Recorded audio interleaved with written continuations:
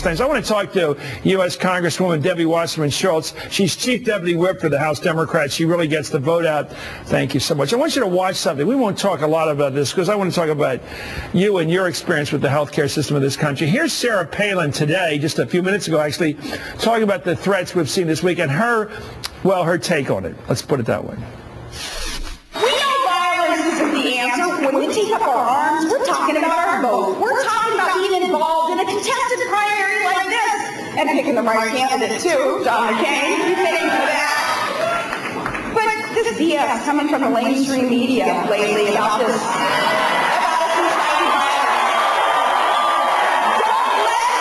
don't let the conversation be diverted. Don't let a distraction like that get you off track. Keep fighting hard for these candidates who are all about the common sense conservative solutions that we need.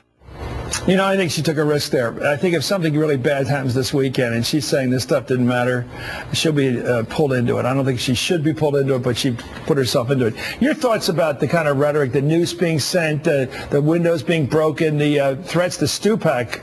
I would have thought that the people on the right would be sort of sympathetic to him. They're mad at him as an apostate because he ended up signing the bill.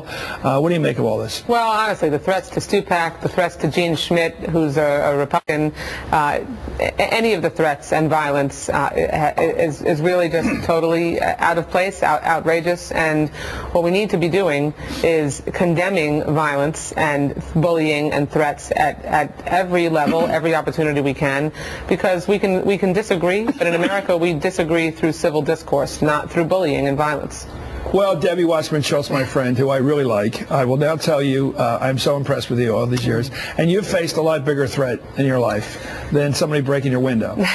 So tell us about what you've learned about health care and what you've been through, and to the extent you want to talk about it, because it's personal, but it's also now you're a public figure. I tried to use my own personal experience with breast cancer through this health care reform debate as a way to show that there are many different faces to the need to reform our health care system, many different faces of who is the uninsurable.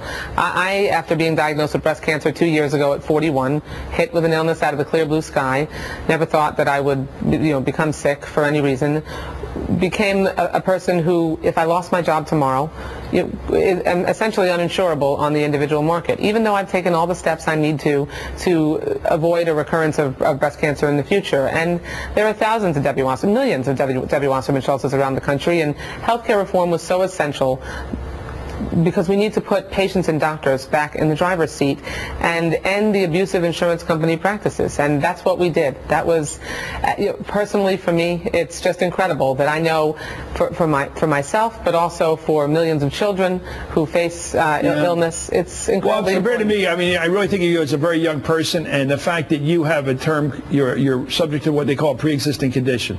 Right. And you usually think of an older man, for example, like that, or a poor person or a homeless person. You have a condition which would prevent you from going on the market and buying. And how's the law affect you? The Obama law. The way the law affects me, the way the health care reform law affects me is that, this year we will immediately end the pre-existing condition exclusions for children.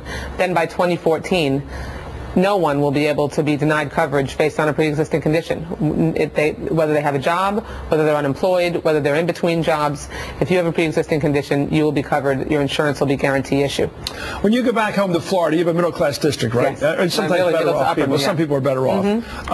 When you talk to them about this, it seems to me the president's trying to address this to voters. You represent voters. Older, better off, wealthier, white people. They tend to vote relentlessly, perennially. Yes. They vote when there's no voting going on. They get out and vote. That's the favorite pastime in my district. And kibitzing about the voting, too. Right. Let's talk about it. So they have to be reached if you're a Democrat this year, because they will have the votes more so than in a presidential year. No, absolutely. So what's the president have to say, and what do you have to say to people who are not working poor? They're not the people that are getting these subsidies, these 32 million people. These are the people who are in the mainstream, who have some health insurance. Right. What we talked about to those people, those 85% of Americans that had health insurance, is that this legislation will provide you with the security and stability that you need to make sure that you don't face those skyrocketing premiums. I had small business owners all over my district stop me and say, you know, I faced last year 30, 40, 50, 70. Someone told me they had 172% premium increase with 30 employees because one of them is sick. Those are the kinds of things that we have stopped as a result of this bill being signed into law on Tuesday by President Obama. Are you confident this bill will look as good as it did this week when you passed it 5-10 years from now? I think it's going to look better. I really do. I think as we phase in the really wonderful reforms and make sure that we can reduce costs, provide that security and stability, and cover the 32 million Americans that this bill covers, we're going to make sure that people with health care challenges are going to be able to get the coverage they need, but more importantly, shift the focus from a sick care system to a prevention and wellness system. It's great to have a real person on. Thank you. Nice person. Thank you very much. Congressman Debbie Wasserman Schultz of Florida.